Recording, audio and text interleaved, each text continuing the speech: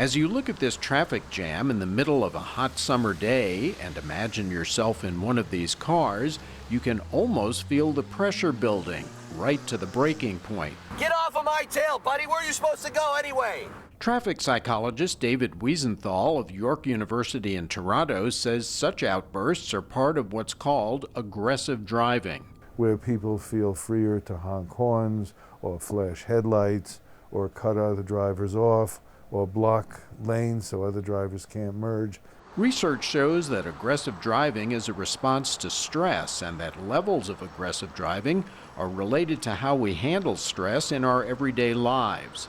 Aggressive driving may be exacerbated by heat, noise, our inability to control traffic, and our personality traits. Level of narcissism, our sense of being entitled to certain things. How can they delay me? I'm so important, this sort of thing. When driver cell phone complaints were tracked by the OPP, or Ontario Provincial Police, the most common complaints were lane usage, which referred to whether they would stay in their lane or drift, speeding, erratic driving, and tailgating.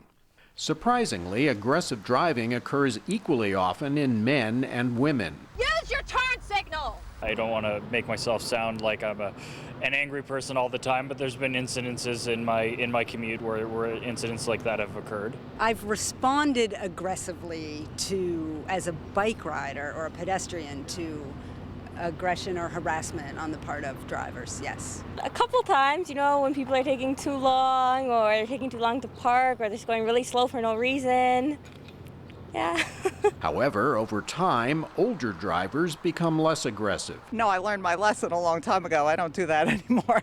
Wiesenthal believes aggressive driving is influenced both by learning and biology. But I would suspect that it's a combination of social learning early in life, biological predispositions, different nervous system reactivities may be involved. Aggressive driving should not be confused with violent driving behavior.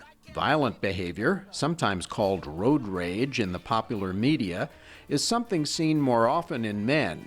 Car crashes and driving under the influence are far more likely in young males who, Wiesenthal suggests, may be showing off. Young males are competing with other young males for economic resources, for status reasons, and so on. And in evolutionary psychology, this is presumably in the service of attracting mates. Here in the laboratory, aggressive driving is studied by having participants exposed to selected media.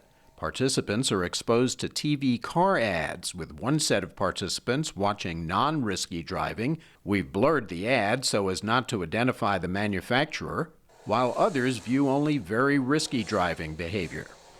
Similarly, there are video games that can involve very risky driving sequences for some participants, while others play only non-risky driving games. Afterwards, participants are tested on simulated driving sequences to see what kinds of risks they'll take and how they estimate speed. As illustrated here, those exposed to risky driving situations tend to come up closer to the rear end of cars before hitting the brake than do those who are exposed to less risky driving. And when estimating the speed of cars in a driving sequence, those exposed to risky driving tend to underestimate the actual speed of the car. What can be done to reduce the risk of aggressive driving? It can include playing music, listening to an audiobook, practicing deep breathing, or simply taking public transportation.